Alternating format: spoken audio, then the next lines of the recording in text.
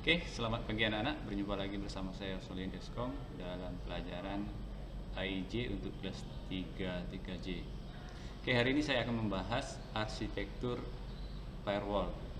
Oke, yang pertama ada namanya dual home host arsitektur ya. Jadi bisa kalian lihat di gambar ini. Ya, kalian perhatikan gambar ini secara seksama. Di sini ada internet, ya, ada internetnya di sini. Lalu ada firewall ya, lingkungan firewall. Lalu ada jaringan internal atau internal network. Jadi di sini dual home host arsitektur ini paling tidak dia memiliki dua buah LAN card atau Ethernet atau interface card, di mana interface card tersebut akan digunakan yang pertama untuk jaringan masuk ke dalam dual home host ya, jaringan ke sini dari internet dimasukkan ke sini dari modem misalnya masuk ke sini. Lalu di dalam dual home host ini dibuatlah firewall atau proxy atau apapun konfigurasinya di sini. Lalu baru diteruskan ke jaringan internal. Nah, di sini. Jadi ini klien-klien kita nih. Ini kalau di labor mungkin misalnya ini komputer siswa, komputer guru, komputer siswa misalnya. Nah, jadi komputer ini untuk berkomunikasi dengan jaringan luar harus melewati sebuah kedua home host ini, firewall ini. Ya, seperti ini gambarannya mengenai dua home host. Ini pada umumnya digunakan untuk kantor-kantor kecil, ya, mungkin di sekolah, di warnet mungkin seperti ini. Ya. Nah, jadi internet tersebut tidak langsung dihubungkan ke switch lalu dibagi-bagi seperti ini, tidak. Dia harus melewati sebuah firewall, bisa saja sini router ya atau server atau apa di sini. Yang jelas internet tersebut masuk dulu ke dalam sistem firewall ini, baru nanti dibagikan diteruskan ke klien-klien. Jadi klien ini untuk mengakses keluar harus melewati firewall ini. Jadi keterangannya sebagai berikut. Misalnya dibuat di sekitar komputer dual home host ya. Paling tidak memiliki dua interface jaringan. Firewall berkomunikasi dengan dual home host. Lalu jaringan luar berkomunikasi dengan jaringan dual home host. Dual home host menyediakan proxy, misalnya chase atau bandwidth limit atau blok situs ya. Banyak fitur yang bisa digunakan dengan menggunakan proxy ini. Seperti ini gambarnya tadi. Berarti di sini dikonfigurasi apakah dia membuat chase atau menyimpan chase. Chase itu sendiri adalah misalnya kita membuka YouTube. Nah, biasanya kalau kita buka langsung dipakai sendiri mungkin lebih kencang, tapi kalau dipakai ramai-ramai itu terasa lambat ya. Bagaimana mengatasi itu? Berarti di firewall ini, di proxy ini dibuatkan sebuah konfigurasi chase, artinya nanti chase yang pernah dibuka itu ketika komputer klien ini meminta misalnya video yang pernah dibuka, chase-nya itu sudah tersimpan di sini.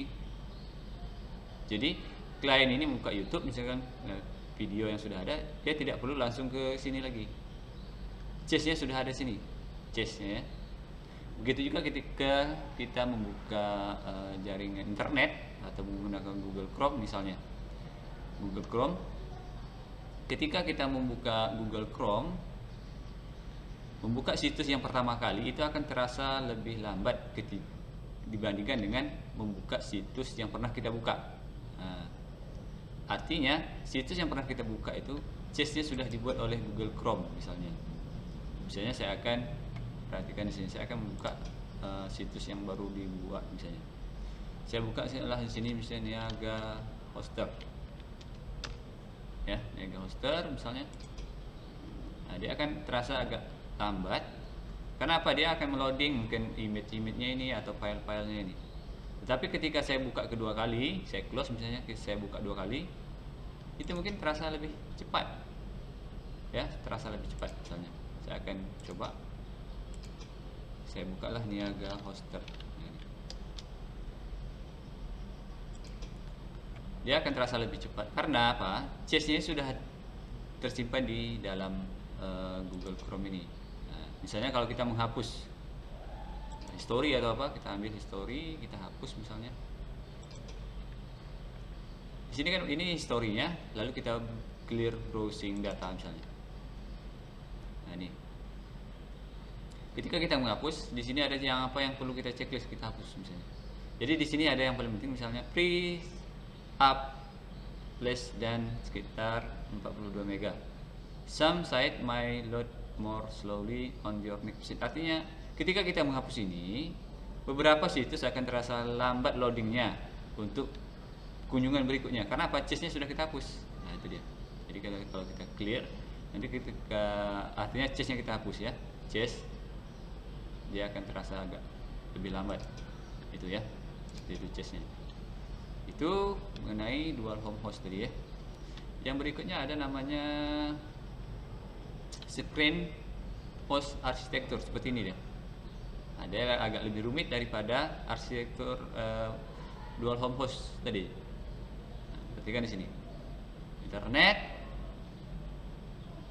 masuk, panah-panah ini dilihat. Nah, home base station-nya berada di jaringan internal ya. Kalau yang ini tadi dual home host-nya, bastion-nya itu berada di firewall. Tapi kalau dari ini berada di jaringan internal. Nah, seperti ini dia. Ini mungkin untuk jaringan yang memerlukan keamanan lebih tinggi ya, misalnya daripada jaringan yang di atas tadi.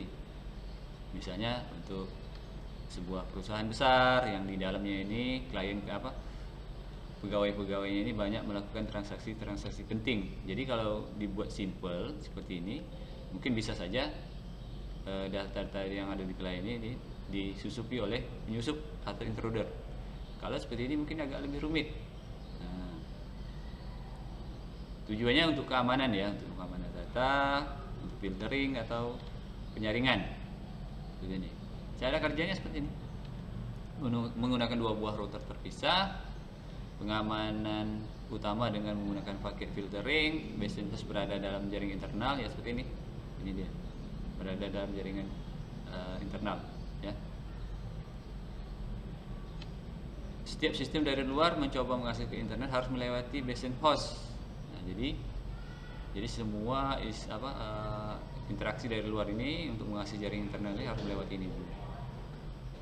Ke jaringan sini, di forward ke sini ya, diarahkan ke sini.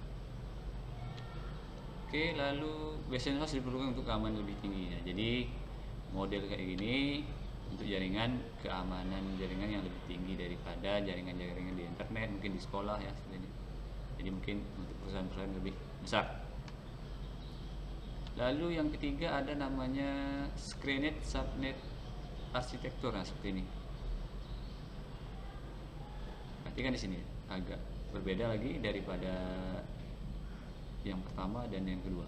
Di sini ada dua buah router dan ada base station host di sini.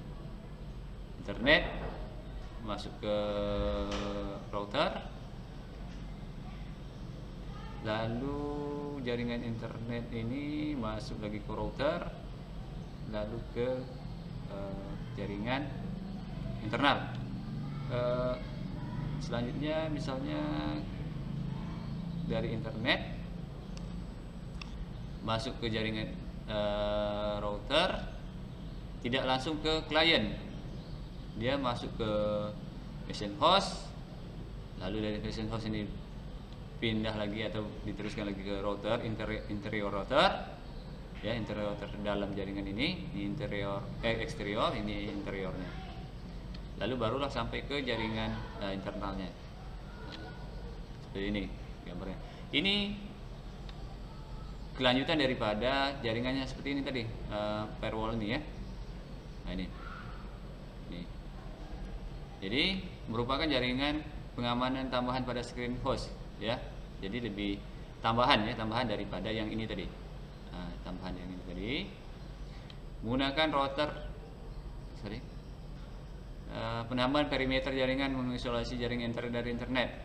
Jadi ada penambahan perimeter atau aturan ya, atau ya keamanan lah misalnya ya, jaringan dari jaringan internet. Memiliki dua buah router. Nah, ini ada dua buah router, eksterior dan interior. Untuk menembus firewall ini, intruder atau penyerang atau penyusup harus bisa melewati dua buah jaringan router atau dua buah router ini. Dengan adanya dua buah router ini, sehingga jaringan internet itu relatif aman. Jadi seorang seorang intruder mencoba untuk menembus jaringan ini, dia harus bisa melewati dua buah router ini.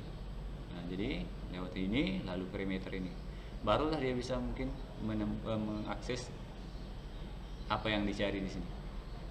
Nah, ini untuk jaringan yang lebih memerlukan tingkat keamanan tinggi. Jadi seperti itulah kira-kira arsitektur firewall. Ada 3 ya, screen host, lalu ada namanya screen subnet, dan yang pertama tadi namanya dual home host. Saya rasa cukup. Sekian, terima kasih.